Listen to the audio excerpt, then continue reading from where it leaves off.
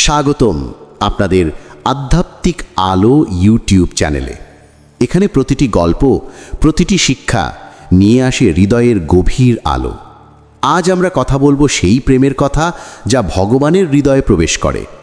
যারা আজ এই ভিডিও দেখছেন তাদের জীবনে হোক শান্তি, হোক ভালোবাসা, হোক শ্রীকৃষ্ণের প্রেমের আলো।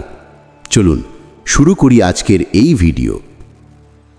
বন্ধুরা, ভক্তি কোনো কেবল রীতিনীতি বা ধর্মীয় আচার নয়, এটি একটি গভীর অন্তর্দৃষ্টি, একটি জীবনধারা যা মানুষের হৃদয়ে ঈশ্বরের সঙ্গে সম্পর্কের সেতু গড়ে।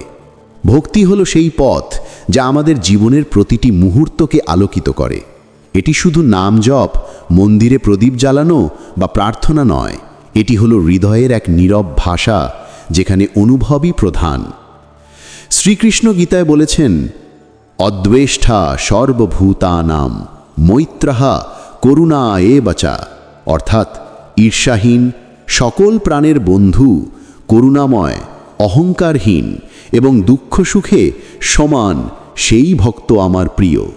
এই বাণীর মধ্যেই নিহিত আছে ভক্তির গভীর সত্য।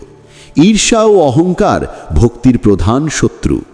যখন হৃদয়ে ঈর্ষা জন্মায় তখন ভক্তি হারায় তার প্রাণ, আর যখন অহংকার বিলীন হয় তখন ঈশ্বর সেই হৃদয়ে প্রবেশ করেন। তাহলে ভগবানের প্রিয় ভক্ত কারা? তারা হলেন সেই মানুষ যারা নিজের অহংকার ও স্বার্থ ত্যাগ করে শুধু প্রেমে নিজেদের উৎসর্গ করে। তারা ঈর্ষাহীন, করুণাময়, নম্র এবং সর্বদা ঈশ্বরের স্মৃতিতে নিমগ্ন থাকে। তাদের হৃদয়ে থাকে এমন বিশ্বাস যে সব কিছু হারালেও আমি কৃষ্ণকে হারাবো না। এই বিশ্বাস ভক্তিকে শক্তি দেয়। প্রহ্লাদের জীবন আমাদের এ সত্যের প্রমাণ। প্রহ্লাদ ছিলেন এক শিশু, কিন্তু তার বিশ্বাস ছিল অটল, পাহাড়ের চেয়ে দৃঢ়। নিজের পিতার রোষের মধ্যেও সে ভগবানের নাম ছাড়েনি। সেই বিশ্বাসই তাকে রক্ষা করেছে। সুধামা ছিলেন কৃষ্ণের শৈশব বন্ধু, দরিদ্র ব্রাহ্মণ, কিন্তু তার হৃদয়ে ছিল অপরিসীম কৃষ্ণ ভক্তি। সে কিছু চাওয়ার জন্য কৃষ্ণের কাছে যায়নি, সে শুধু দেখতে চেয়েছিল তার প্রভুকে, তার বন্ধু কৃষ্ণকে।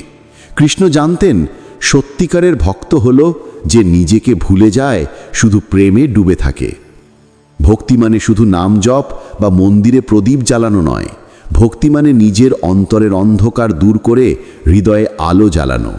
যেমন সকালে সূর্যের আলো অন্ধকার ভেদ করে পৃথিবীকে জাগিয়ে তোলে, তেমনিভাবে কৃষ্ণের স্মরণ আমাদের মনকে জাগিয়ে তোলে, অহংকার গলিয়ে দেয় এবং আমাদের জীবনের শান্তির স্রোত বয়ে আনে। ভগবানের প্রিয় ভক্তরা তাদের হৃদয়ে এমন এক শুদ্ধতা গড়ে তোলেন যেখানে লোভ, হিংসা, ঈর্ষা আর অহংকারের কোনো স্থান নেই। তাদের হৃদয়ে থাকে শুধু প্রেম আর বিশ্বাস।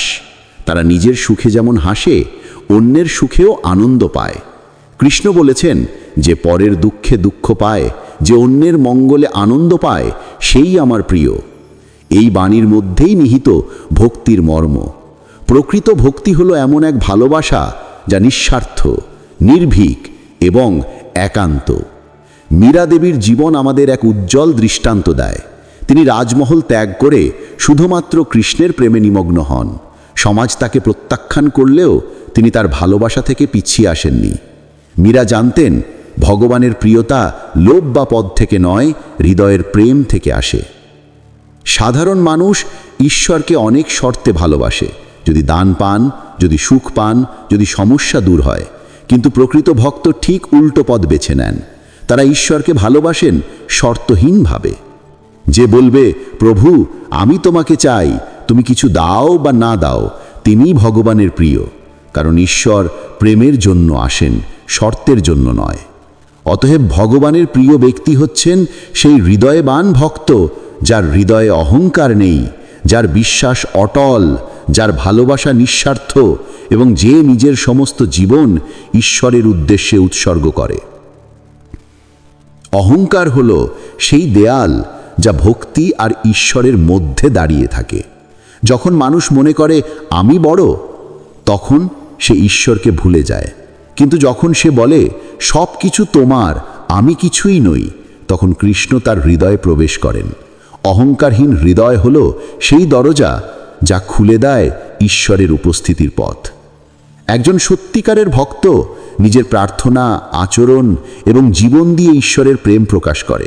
তার জীবনের প্রতিটি পদক্ষেপ হয় এক অর্ঘ্য, এক প্রার্থনা। ভক্তরা শুধু চাওয়ার জন্য নয়, নিজের অস্তিত্বই উৎসর্গ করে দেন। তারা জানেন ঈশ্বরের কাছে প্রিয় হতে হলে প্রয়োজন একটি অটল বিশ্বাস, এক অম্লীন প্রেম এবং এক নিঃস্বার্থ হৃদয়। প্রহ্লাদের জীবন এ সত্যকে শক্তভাবে প্রমাণ করে। পিতার রোষের মাঝেও সে ভগবানের নাম ছাড়েনি।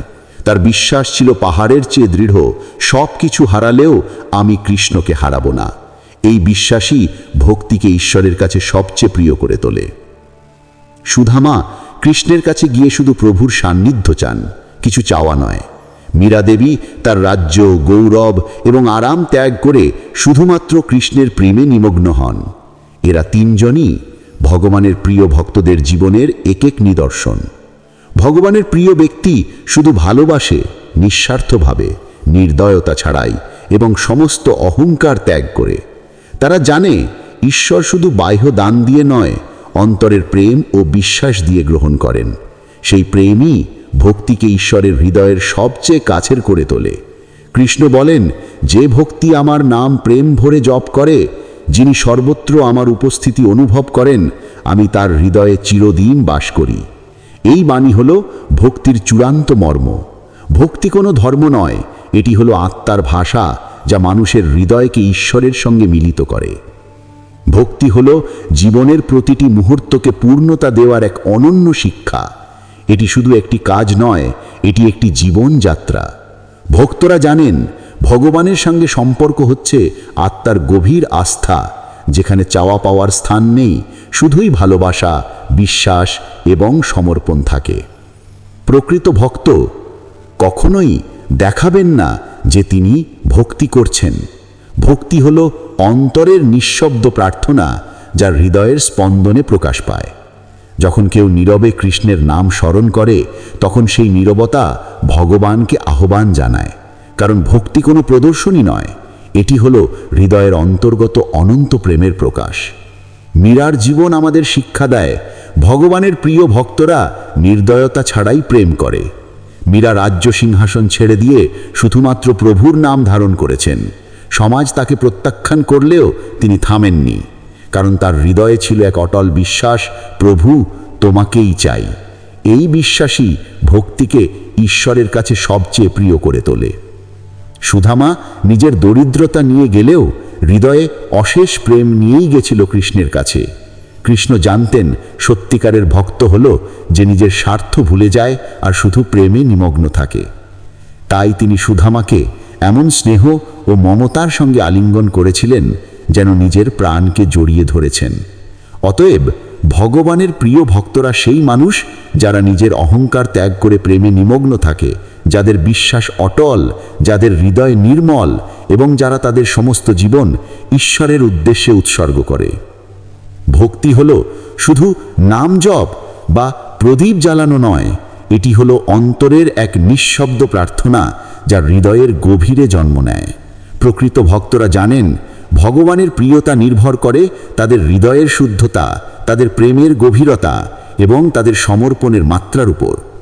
যে ভক্ত ঈর্ষাহীন, যে করুণাময়, যে অহংকারহীন এবং যে দুঃখ সুখে সমান, ঈশ্বর সেই ভক্তকে সর্বদা প্রিয় মনে করেন। এটি শ্রীকৃষ্ণের গীতার শিক্ষার মূল সার। এমন ভক্তদের হৃদয়ে ঈশ্বরের জন্য একটি অম্লীন প্রেম জন্মায়, যা সমস্ত প্রতিবন্ধকতাকে দূর করে দেয়।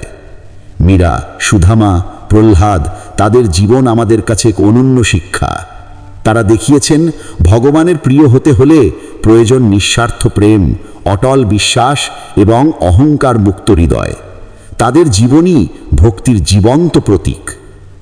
ভগবানের প্রিয় ব্যক্তি শুধু প্রার্থনা করেন না, তিনি তার সমস্ত জীবনকে প্রার্থনার মতো করে তোলেন। তার প্রতিটি কাজ হয় এক অর্ঘ্য, প্রতিটি চিন্তা হয় প্রেমের প্রকাশ।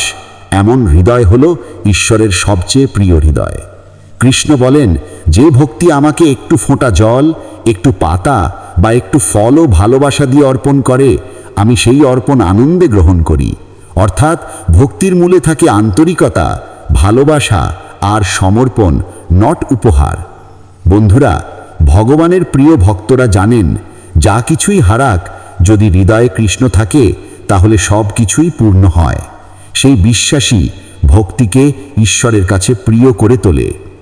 তাই আসুন আমরা আজ এই শিক্ষা গ্রহণ করি, আমাদের হৃদয়ে ভক্তি জন্ম দিই, নিজের অহংকার, রাগ, লোভ, ঈর্ষা দূর করি এবং নিজের সমস্ত জীবন ঈশ্বরের প্রেমে উৎসর্গ করি।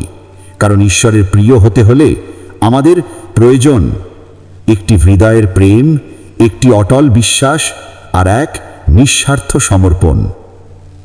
ভগবানের প্রিয় ভক্ত হতে হলে আমাদের প্রয়োজন নম্রতা, বিশ্বাস, ভালোবাসা এবং একটি নিঃস্বার্থ সমর্পণ। আমরা যদি এই 4টি শিক্ষাকে জীবনে গ্রহণ করি তাহলে আমাদের হৃদয় হয়ে উঠবে ঈশ্বরের সবচেয়ে প্রিয় স্থান। শেষে বন্ধুরা, আসুন আমরা একসাথে বলি, হে কৃষ্ণ, তুমি চিরন্তন আলো, তুমি ভালোবাসার সাগর।